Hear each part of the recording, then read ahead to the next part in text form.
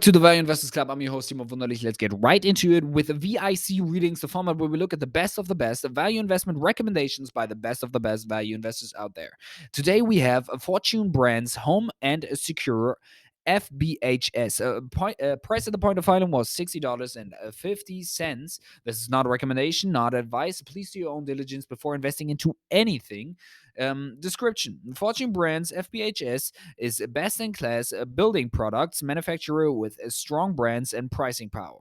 Given the macro environment and rate hikes from the Fed, the home builder and building product sector have declined significantly. FBHS is the baby being thrown out with the bath water. We believe an investment at these levels will yield an attractive IRR even if you assume a recession housing market drop in 2023. And don't give the company credit for their medium term margin targets.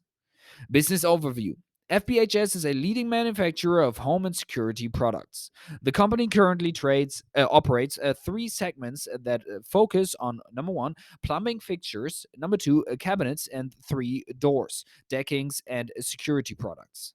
FBHS brands have a leading market share and include well known names including Moen, Therma-Tru, Masterlock, and Fiberon. The company sells its products through various channels, including US big box home centers, 30%, dealer and specialty retailers, 25%, and wholesale, 25%. And building direct, 4%. The remaining 16% represents FBHS international business. Within the North American residential market, FBHS is 65% repair and modeling R&R, which tends to be more stable and less cyclical, and 35% new construction (NC). FBHS operates three segments: water innovation, 36% of 2021 sales and 52% of 2021 pre-corporate adjusted EBITDA, manufactures or assembles and sells faucets, accessories, kitchen sinks, and waste disposal, predominantly under the Moen, R. Roll, Riobel, Victoria and Albert, Perrin and Rowe, and Shaw's brands. 32% of 2021 net sales were to international markets. The largest international market is China, which is about 20% of segment sales. Home Depot and Lowe's represents 21% of segment sales.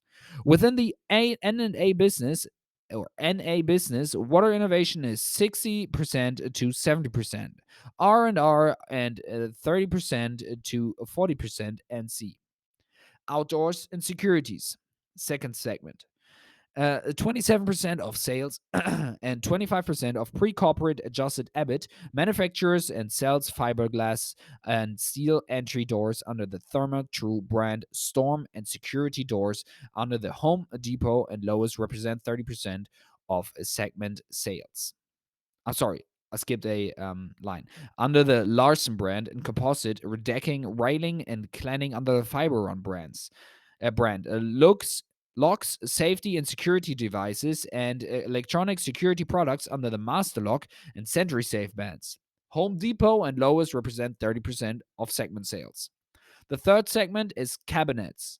37% of sales and 23% of pre-corporate adjusted EBIT. Manufactures and sells a range of products, including kitchen cabinets, bathroom cabinets, and organizational solutions under the master brand portfolio.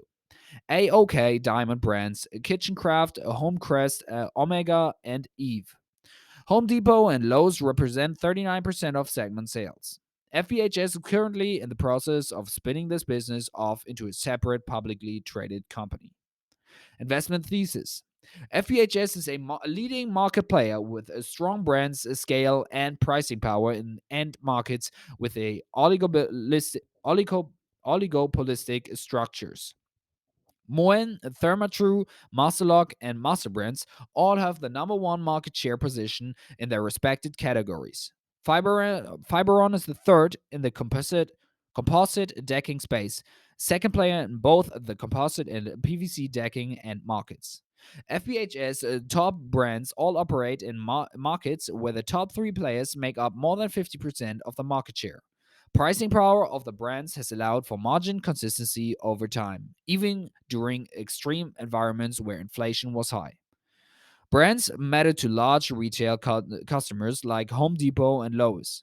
For plumbing products, the retail channel will reserve 70% of their shelf space for brands versus other private label offerings. Moen's investments in innovation and reputation as the number one rated customer service differentiates the brand versus competitors. If you can provide good service, answer questions quickly, and get orders filled, retail and builder customers will choose you over other brands. The decking industry has historically not taken price and achieved a margin expansion through operational efficiencies. This also means that prices have historically never declined, even during the GFC when utilization rates reached 30% levels. 70% of FBHS's sales are through trade channels, builder, dealer, where it's more fragmented environment relative to home centers, and FBHS has more leverage over these customers here and is able to pass through pricing more easily versus the retail channel. During COVID and the subsequent high inflationary environment, FBHS was able to quickly pass through pricing to offset cost, labor, and freight headwinds, allowing all segments to maintain margins. Since 2020, FBHS will have taken an estimated $1.4 billion of price to offset $1.0 billion of cost inflation. Constructive long term tailwinds for NC spending and select products within the outdoor and security segment. 35% of FBHS NA residential exposure is to new construction. The US housing market is estimated to be underbuilt by 3 to 5 million homes. Given the severe undersupply of new homes relative to demand household formations, and the fact that home vacancies are near all-time lows since the 1970s, the only solution to the housing shortage is to build new housing units which will benefit FBHS's business. FEHS outdoor and security segment participates in the exterior door and composite PVC decking end market, both of which should benefit from secular tailwinds. Within the exterior door market, fiberglass door continue to take share from steel doors and grows at 2x the rate of steel and 6x wooden doors. Composite and PVC recycled plastic decking is taking share from wood based decking in the USA. Currently, 25% of all linear decking feet sold is composite and PVC, and the industry forecasts this to get to 50% over the next 10 to 15 years. The other 65% of FBHS's NA residential business is tied to R&R, which is less cyclical and more stable compared to new construction. We believe there's a misplaced concern that lower mobility will lead to lower R&R spend, given R&R spend has been much higher in recent history for movers versus non-movers. R&R spend has been tied to moves historically due to convenience and move frequency. However, the historical correlation will decline as homeowners stay in the same homes for longer, as many are locked into lower rates versus current rates. As the home's age, breakdown require maintenance and improvement. Since the 1960s, there has been a few moments in time when the number of existing homes sales declined, while the 10-year rate, a proxy for mortgage rates, increased. The period in 1978 to 1981 is most similar to today's environment, given declining existing home sales and rising interest rates. During this period, a nominal R&R spend grew 23.7% and declined 11%, adjusted for inflation. Cumulatively, despite a nearly 50% drop in existing home sales. This history would suggest that a reversal in R&R spending in the near term may not be as severe as feared by the markets.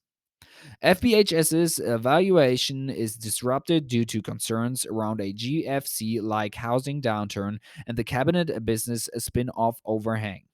On average, building products companies' PE multiples have dropped 35 to 50% year to date.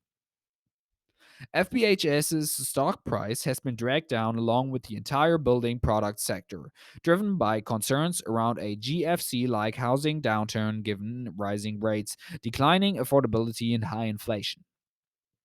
Leading up the GFC, PE multiples for mass dropped 70% and MHK dropped 30% from peak to through, albeit earnings declined significantly as well.